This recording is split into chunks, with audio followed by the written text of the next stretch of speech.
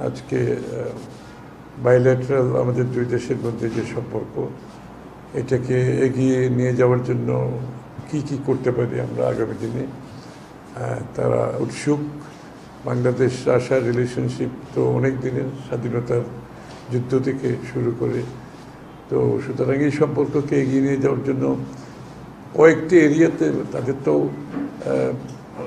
যথেষ্ট ইন্টারেস্ট রয়েছে বাংলাদেশের বিনিয়োগের জন্য, এবং ট্রেডের বিষয়ে যথেষ্ট ইন্টারেস্ট আছে। বাংলাদেশের নির্বাচন নিয়েও বলেছেন যে নির্বাচন কত তাড়াতাড়ি হতে যাচ্ছে তারা জানতে চাচ্ছে। আর দুই দেশের মধ্যে এনার্জির, রাশিয়া তো একটা এনার্জি রিচ কান্ট্রি, সুতরাং এই ক্ষেত্রে আমাদের দুই দেশের মধ্যে কী কোঅপারেশন হতে পারে আগামী দিনে সেটা আলোচনা হয়েছে। আর কালচারালি রাশিয়ার তো অনেক রিচ, তাদের অনেক ঐতিহাসিক দেশ, সেখানে বাংলাদেশের সাথে সেখানেও তারা কাজ করতে চায়। এই মূলত অতটুকু আর কি। ইমপ্রুভমেন্টের ব্যাপারে তো রাশিয়াতে আমাদের মার্কেটিংয়ের যে সমস্যা আমরা বলেছি যে মার্কেটিংয়ের যে সমস্যাগুলো আছে এগুলো সমাধান করা দরকার। যে রাশিয়াতে আমাদের মার্কেট অ্যাক্সেস সহ ট্রেডের সাথে যে ট্রেড ফ্যাসিলিটেশনের যে ইস্যুগুলো আছে, কিছু কিছু সমস্যা আছে, তাকে বলা হয়েছে, আমরা ওনাকে বলেছি। তো ওনারা এগুলো সহজীকরণের জন্য কাজ করবে আগামী দিনে।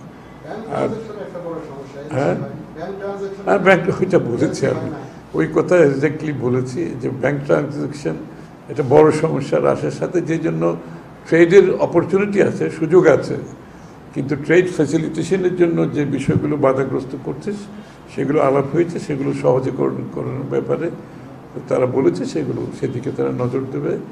এবং স্বাভাবিকভাবে আমরাও তো বিগত দিনে রাশিয়ার সাথে ট্রেড ফেয়ার করেছি, বিএনপি যখন ক্ষমতায় ছিল তখন। এগুলোকে প্রোগ্রেস করতে গেলে তো অ্যাগ্রেসিভলি একটা মার্কেটেও যেতে হয়, আর এগুলোর জন্য কাজ করতে হয় বাইল্যাটারালি।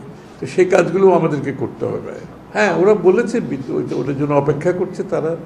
বাংলাদেশ সাইড থেকেও তারা ওই কোঅপারেশন চাচ্ছে, ওটা সমাপ্তি করতে তো হবে। একটা প্রজেক্ট নিয়ে আলোচনা তো সেটা ভিন্ন আলোচনা, কিন্তু সে প্রজেক্ট তো এখন শেষ পর্যায়ে, এটা সমাপ্তি করে তো বাংলাদেশের সেখান থেকে যে একটা বড় বিনিয়োগ হয়েছে সেখানে প্রশ্নবিদ্ধ আছে অনেক কিছু, সেটা ভিন্ন আলোচনা।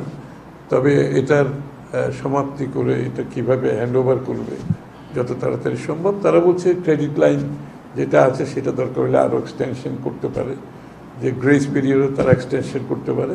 তো এগুলো আলোচনা সাপেক্ষে করা যেতে পারে না। তারা জানতে চাচ্ছে নির্বাচন কবে, কত তাড়াতাড়ি হবে।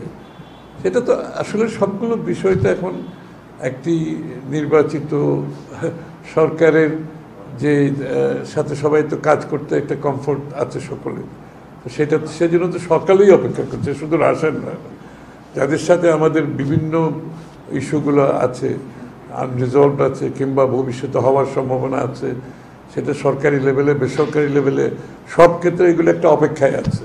তো তারা সবাই চাচ্ছে নির্বাচনের মাধ্যমে নির্বাচিত সরকার আসলে এই সিদ্ধান্তগুলো নিতে অনেক সহজ হয়ে যাবে। এবং এই সিদ্ধান্তগুলো তো অনেকগুলো স্বল্পমেয়াদী সিদ্ধান্ত না, অনেকগুলো দীর্ঘমেয়াদী মধ্যমেয়াদী সিদ্ধান্ত আছে। তো স্বাভাবিকভাবে তারা অপেক্ষা করছে সবাই নির্বাচনের জন্য, নির্বাচিত সরকারের জন্য। হ্যাঁ, আলোচনা তো হয়েছে সব কিছুই। সকলের তো কনসার্ন আছে যে সবাই এই এলাকায় একটা স্টেবিলিটি চায়। কেউ চায় না যে এটা ভৌগোলিক একটা আমাদের জিও স্ট্র্যাটেজিক যে বিষয়টা আছে এটা যাতে স্টেবিলিটিটা যাতে অব্যাহত থাকে, এটা সকলের ইন্টারেস্টে সকলে চায়। না, তারা সবাই স্টেবিলিটি চাচ্ছে। আসলে এই অঞ্চলটা যদি স্টেবিলিটি না থাকে তো বাকি কোনো কাজে তো এখানে হবে না।